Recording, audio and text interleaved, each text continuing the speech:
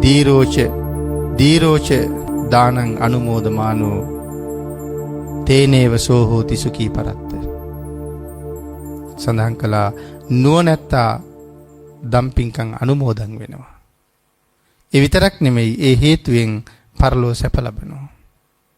සමහරලාට කෙනෙක් දානයක් දීලා අපිටත් කියනවා මම මේ වගේ පින්කමක් කළා ඔබත් අනුමෝදන් වෙන්න කියලා.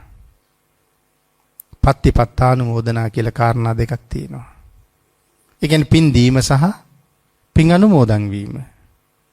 මේ පින් අනුමෝදන් වෙනවා කියන එක හරි විශේෂයි පින්නතුනි. හැබැයි ඒක සතුටින් ගෞරවපූර්වක අනුමෝදන් වෙන්න ඕනේ. අතීතේ වැඩි හිටියෝ පන්සලට ගිහිල්ලා 24 පැය සිල් සමාදන් වෙලා පහවදා ගෙදර ඇවිල්ලා විවේක වෙලාවේ තමන්ගේ දරුමුණු බුරෝ ටික ඔක්කොම අඬ ගහගෙන අම්මා පුටුවේ වාඩි වෙනවා නැත්නම් තාත්තා පුටුවේ වාඩි වෙනවා දරුමුණු බුරෝ ඔක්කොම වටේට වාඩි වෙනවා. අම්මා ඒ සියලු දෙනාටම කතා කරලා කියනවා මං ඊයේ පන්සලට ගියපු තැන ඉඳලා මෙන්න මේ දේවල් කළා කියලා. බණ ඇහුවා, බුද්ධ පූජාව කළා, භාවනා කළා, වත් පිළිවෙත් කළා. අම්මා කරපුවා ඔක්කොම කියනවා. කියලා කියනවා පුතේ මෙයින් මම රැස් කරගත්ත පින අසීමාන්තිකයි. මගේ දරුවෝ මුණුබුරු මිනිබිරියෝ සියලු දෙනාම මම මේ පින උඹලට අනුමෝදන් කරනවා අනුමෝදන් වෙනිල්ල කියලා. අම්මට ගෞරව කරලා සාදු සාදු කියලා ඒ පින අනුමෝදන් වෙනවා. ඒ සියලුම පින් ඒ සියලු දෙනාටම ලැබෙනවා. ඉතින් ඒතකොට මෙතනත් සඳහන් කරනවා ඥානවන්තයා අනුමෝදන් කරන පින ලබාගෙන ඒත් ඔහු සුවපත් වෙනවා කියලා. විමානවත්තු පාළියේ තියෙනවා විහාර විමාන වස්තුව කියලා. ඒක දිව්‍යාංගනාවක් හරි ආශ්චර්යමත්. මහා මොග්ගල්ලාණන් වහන්සේ අහනවා මනුස්ස ලෝකේ ඉන්න කාලේ මොන වගේ පින්කම් කරලාද ඔහොම ආශ්චර්යමත් විදිහට ඉපදුනේ කියලා. ස්වාමීනි මන් නම් කරපු කිසිම පින්කමක් නැහැ. ඒතර කොහොමද දිව්‍ය ලෝකෙ ගියේ? මගේ එහෙලිය විශාකා පූර්වාරාම නම් පන්සලක් හදලා බුද්ධ ප්‍රමුඛ මහා සංඝයාට පූජා කරලා ඇගේ එහෙලියන්ට ඇපින් දුන්නා. අනික් අය කෙසේ වෙතත් මං ඒ පින විශේෂයෙන් අනුමෝදන් වුණා. ඇය මට දුන්න පිනේ බලයෙන් තමයි දෙව්ලොව ආවේ කියලා. එතකොට පින් අනුමෝදන් වෙනවා කියන එක හැබැයි ඒක හරි ගෞරවපූර්වකව හිස් වැසුන් දාලා නම් ගලවලා, පාවහන් දාලා නම් ගලවලා වැඳගෙන ගෞරවයෙන් අනුමෝදන් වෙන්න වෙන පින්නතුනි. කෙනෙකුට පින් දෙනවා කියලා කියන්නේ රත්තරන් දුන්නට වඩා වටිනවා. මුතුමැණික් දුන්නට වඩා වටිනවා. රන් රිදී මුතුමැණික් මේ ලෝකේ අපි දාලා යනකොට ඔක්කොම අපිට අහිමි. නමුත් පරලෝකෙදිත් පින අපට පිහිටයි. ඒ නිසා දෙන්න තියෙන හොඳම දේ ගෞරවණීය විදිහට දෙන්න. ගෞරවණීය විදිහට බාර ගන්න. ඒක තමයි හරි වටින්නේ. ඒ නිසා භාග්‍යතුන් වහන්සේට කීකරු වෙලා දානයේ කොයිතරම් මහත්ඵලද කියන කාරණාව දැනගෙන දානයේ මහත්ඵල වෙන්න ප්‍රධාන හේතු ගණනාවක් තියෙනවා. ඒ හේතුවකට ඔබත් අනුගත වෙන්න. ඒක හේතුවක් තමයි සීලය. දානයේ මහත්ඵල කරන එක හේතුවක් සීලය. ප්‍රතිග්‍රාහකයාගේ සීලය. දායකයාගේ සීලයත් වටිනවා.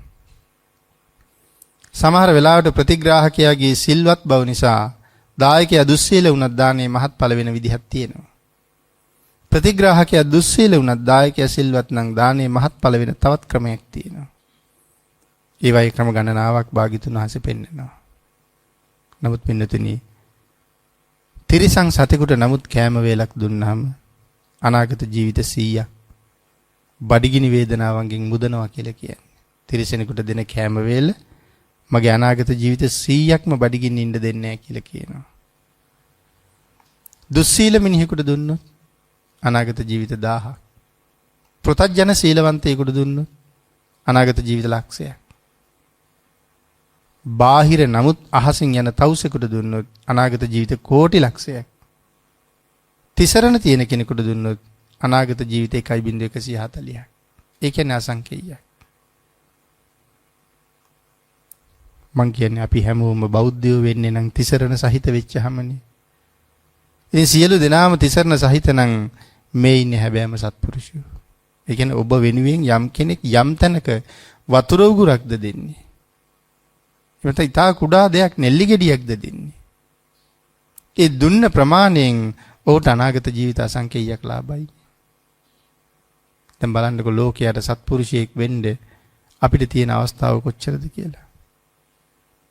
තෙරුවන් සරණ යන්නයි තියෙන්නේ. තිසරණ සහිත නම් මිනිතුනි ඔක නිකන් මෙහෙම හිතන්නකො පෘථජ්ජන සීලවන්තයෝ 1000කට කෑම දුන්නාම එක්කෙනෙකුට දුන්නාම අනාගත ජීවිත ලක්ෂයයිනේ.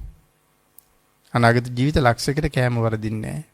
ඒ වාගේ 1000කට දුන්නාම 1000 ලක්ෂෙන් ගුණ කරාම 1.8යි. පෘථජ්ජන සීලවන්ත අය 1000කට කෑම දුන්නාම මට අනාගතේ 1.8ක් ලාභයි. නමුත් තිසරණ තියෙන එක පුද්ගලයෙකුට කෑම වේලක් දුන්නාම අනාගත ජීවිතේ 1.140ක් ලාභයි. මං කියන්නේ පින්නතුනි අපි අපේ ජීවිතේ හරියට තෙරුවන් සරණ ගියොත් අපි එක ජීවත් වෙන සමාජයේ ඉන්න අය සංසාරේ බඩගිනි වේදනා නිවා ගනී අපි නිසා. අන්න ඒක නිසා තමයි කියන්නේ මේ ශාසනයේ තියෙන ආත්මාර්ථයෙන් පරාර්ථයට යන ක්‍රමයක් කියලා. ආත්මාර්ථය කියලා කියන්නේ බුද්ධ ධර්මයේ කියන්නේම ආත්මාර්ථකාමියෙක් වෙන්න කියලා. ඒ කියන්නේ අර කෛරාටිකයෙක් වෙන්න කියන එක නෙමෙයි. තමන්ට ලැබිච්ච වාසනාවන්ත ජීවිතයට අර්ථයක් ආත්මයට අර්ථයක් කරගන්න යහපතක් කරගන්න. මම මගේ ජීවිතයට යහපතක් කරනකොට ඒ යහපත කරගන්න අයට බත් වේලක් හෝ වතුර උගුරක් හෝ යමක් දෙන කෙනාට අනාගත ජීවිත අසංඛ්‍ය ගණන් යහපත් වෙනවා. එහෙනම් ඔහු සිල් තිබ්බේ නැත්තම් ඔහු දුගතියක උපදී කෑම වතුර වර්ධින්නේ. දුන්න දේ ඊග වෙන්නේ. අවසාන වශයෙන් අපි කියමු නිවන් දකින්නතුරු සංසාරේ උපදින තැනක අඩුපාඩු නැතුව ලැබෙන්නේ දානය. මේ සංසාරේ අනාගත ජීවිත කෝටි ප්‍රකෝටි ගණන් නෙමෙයි අසංඛ්‍ය ගණන් වලට හම්බ කරන ක්‍රමයක් බුද්ධ ධර්මයේ ඉගැන්වුවේ. ඒක තමයි දානය. හැබැයි උපදින තැන තීරණය කරන්නේ සීලය. දානේ ඉපදුනාට පස්සේ ලැබෙන දේ තීරණය කරනවා සීලය තමයි උපදින තැන තීරණය කරන්නේ. යටත් පිරිසෙන් අවමය පන්සිල්වත් රැකෙන්නම වෙනවා. ඉතින් පන්සිල් රැකගෙන තිසරණෙහි පිහිටලා යම් කෙනෙක් කටයුතු කරනවා නම් ඔහු මැරෙන්න ලෑස්ති වෙලා ඉන්න කෙනෙක්. අම්මගේ කුසෙන් මෙලවට ආවේ අපි හැමෝම කඳුළු වරන්නේ. මං කියන්නේ අඬන්න ඇවිල්ලා hina වෙලා යන්න පුළුවන් රටක ඉපදිච්ච જાතියක් අපි. මේ වගේ සම්පතක් මේ ලෝකේ වෙන කොහෙවත් නැහැනේ. ලංකාව වගේ රටක් කෝටි ලක්ෂයක් සක්වලේම කොහෙවත් නැහැ. අපි බුදුරජාණන් වහන්සේට අකීකරු වෙලා දැන් ඒක ගැන හිතන්නේ නැතුව අපි කියනවා මේක ජීවත් වෙන්න එච්චර හොඳ නැති රටක් කියලා. මේ කෝටි ලක්ෂයක් සක්වලේ කොහේ රවුම් ගැහුවත් මේ වගේ රටක් හම්බෙන්නේ නැහැ පින්නතුනි. පෙර කරපු පින් අසීමාන්තිකව වියදම් කරලා මෙහෙ ආවේ. භාග්‍යතුන් වහන්සේ අපිට දුන්නා කෝටි ලක්ෂයක් සක්වලට සුවිශේෂී චෛත්‍යය. පින්නතුනි මේක කෝටි ලක්ෂයක් සක්වලේ ඈත කෙරවලේ දිව්‍ය ලෝකයක ඉඳලා හරි භාග්‍යතුන් වහන්සේ ජීවමාන රූපයෙන් සැතපෙන සෑයක් වැඳ ගන්න ඕන නම් ඒ දෙවියෝ බ්‍රහ්මියොත් ලංකාවට එන්න ඕනේ. ඒක තමයි මේ රටේ තියෙන සුවිශේෂී අංගයන්ගෙන් පළවෙනි එක. ලෞතර බුදු කෙනෙක් ලෝකයට දානය කරන විශාලතම සර්වඥ ධාතුන් වහන්සේ ලලාට ධාතුන් වහන්සේ භාග්‍යතුන් වහන්සේ පිරිනිවන් පාන්න කලින් දේශනා කළා මේක ලක්වැසියන්ට දෙන්න කියලා. ලලාට ධාතුන් වහන්සේ. දලදා වහන්සේලා 4 නමින් දෙනමක් ලංකාවට ලැබිලා තියෙනවා. අකු ධාතුන් වහන්සේ දකුණු අකු ධාතුන් වහන්සේ. සක්‍ර දේවේන්ද්‍රය ළඟට ගිහිල්ලා 7 අවුරුදු වයසේ සුමන සාමණේර නම් මහරහතන් වහන්සේ නමක් අකු ධාතුන් වහන්සේ වැඩමවන්න ගියහම ඒ කියන්නේ මිහිඳු මහරහතන් වහන්සේගේ නංගිගේ පුතා සුමන සාමණේරයන් වහන්සේ කියන්නේ. ඉතින් අවුරුදු 7යිනේ සක්දෙවිඳු අහනවා ස්වාමීනි කොහෙද මේ ඇවිදින්නේ කියලා. සක්දෙවිඳුගෙන් අහනවා අපිට ලංකාවට යන්න කියලා අයියෝ ඔච්චර ප්‍රමාද කියලා. ඇයි ස්වාමීනි මට එහෙම කියන්නේ කියලා කියහම කියනවා ලංකාවට වැඩමවන්න මට අකු ධාතුන් වහන්සේ දෙන්න. එහෙම කියහම යොදුනක් උස මැණික් කරඬුව උසවලා ධාතුන් වහන්සේ අරන් අතී තියන්නේ. අපේ පැරණි පොත්පත්වල ලියවි භාග්‍යතුන් වහන්සේ දෙව්ලොවින් නික්මිලා නවතින්නම ලංකාවට වැඩියා කියලා. ඉතින් එච්චර සම්පත් අපිට තියෙනවා.